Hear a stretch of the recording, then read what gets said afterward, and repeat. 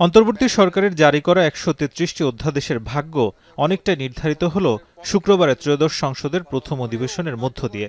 এদিন সকাল বিকেল মিলিয়ে দুই বেলার অধিবেশনে পাশ হয় ২৫টি বিল।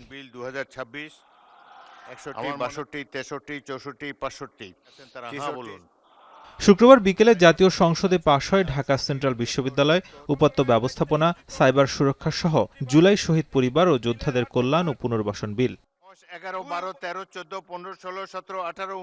এদিন জুলাই গণঅভ্যুত্থান স্মৃতি জাদুঘর অধ্যাদেশ অনুমোদন নিয়ে বিতর্কের সূচনা হয়। অধ্যাদেশটি হুবহু অনুমোদনের সুপারিশ করেছিল জাতীয় সংসদের বিশেষ কমিটি, কিন্তু সেখানে সরকারের নিয়ন্ত্রণ বাড়ে এমন ৩টি সংশোধনী এনে বিল পাশ করে জাতীয় সংসদ। বিল পাশের পর বিরোধী দলীয় চিফ হুইপ নাহিদ ইসলাম অভিযোগ করেন, এখানে সংশোধনী আনার মাধ্যমে সরকারি দল প্রতিশ্রুত রাজনৈতিক সমঝোতা ভঙ্গ করেছে। দিন দুপুরে ছলচাতুরির মাধ্যমে সংশোধিত আকারে বিলটি পাশ করা হয়েছে। সরকারি দলের পক্ষ থেকে বলা হয়, সংশোধনী একজন বেসরকারি সদস্য এনেছেন, সরকার আনেনি। প্রয়োজনে পরে এই বিলটি আবার সংশোধন করা যাবে। বর্তমান সরকারের প্রবণতা দেখছি বাংলাদেশের সকল প্রতিষ্ঠানকে দলীয়করণ করা, সেটারই একটা ধারাবাহিকতা। মাননীয় স্পিকার, আমাদের জুলাই গণঅভ্যুত্থান জাদুঘর, সেইখানে মাননীয় মন্ত্রীকে কেন সভাপতি হতে হবে? সেটা তো মন্ত্রণালয়ের অধীনে একটি প্রতিষ্ঠান। আমরা এই রিপোর্টের গো বাই দ্য বুক হিসাবে গেছি। মাননীয় স্পিকার, আমি মাননীয় বিরোধী দলীয় নেতাকে বলবো, আমরা যেভাবে বিশেষ কমিটিতে আলোচনা করেছি, যে রিপোর্টটা এই সংসদ গ্রহণ করেছে, সেই রিপোর্টের বেসিসেই আমরা এগিয়ে যাচ্ছি। মাননীয় স্পিকার, আপনাকে ধন্যবাদ। বিষয়টি নিয়ে সরকারি দল ও বিরোধী দলের সঙ্গে বিতর্কের এক পর্যায়ে সংসদ থেকে ওয়াকআউট করেন বিরোধী দলের সংসদ সদস্যরা। তবে আজকের মতো দুঃখ নিয়ে আমরা ওয়াকআউট করছি। আসসালামু আলাইকুম।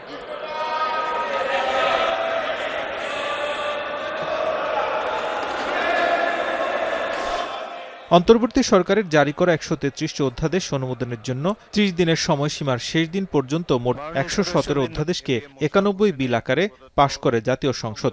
এ বিষয়ে সরকার দলীয় চিফ হুইপ সাংবাদিকদের বলেন, যেসব অধ্যাদেশ বাদ গেলেও সেসব নিয়ে সামনে আলোচনার সুযোগ আছে। যে আমরা 16টা বিল, এটা আমরা রিপোর্ট আকারে পেশ করেছি, এটা কনসেনসাস আছে। এই 16টা বিল আমরা পরবর্তীতে এটা আপনাদের দেখাচ্ছি, পরবর্তীতে আমরা আলাপ আলোচনা করে এটা আমরা সিদ্ধান্ত নেব, এবং এইটা আমরা ল্যাপস করলেও এখন এটা আবার নেক্সট সেশনে আমরা আনবো, এরকম একটা সিদ্ধান্ত। বিরোধী দলীয় নেতা ডক্টর শফিকুর রহমান বলেন, বিরোধী দলের আপত্তি সত্ত্বেও অনেকগুলো বিল পাশ হয়েছে। নাগরিকদের জীবনের সঙ্গে জড়িত এমন সব অধ্যাদেশ উপেক্ষা করা হয়েছে। সরকারের ওপর বিরোধীদের কোনো আস্থা নেই বলে জানান তিনি। এ পর্যন্ত আপনারা যতগুলা ওয়াদা ভঙ্গ করেছেন, এর ভিত্তিতে আপনাদের উপর আমাদের কোনো আস্থা নেই। আপনারা এখনই আনেন নাই, পরবর্তী পর্যায়ে আনবেন। আমরা জনগণের পক্ষে, এই জন্য জনবিরোধী যে আইনগুলো আজকে সংসদে শুধুমাত্র টু-থার্ড মেজরিটির বলে পাশ করা হয়েছে, তারই প্রতিবাদ জানিয়ে, নিন্দা জানিয়ে আমরা সংসদ থেকে ওয়াকআউট করেছি। আগামী বুধবার সকালে বসবে ত্রয়োদশ জাতীয় সংসদের 14তম দিনের অধিবেশন।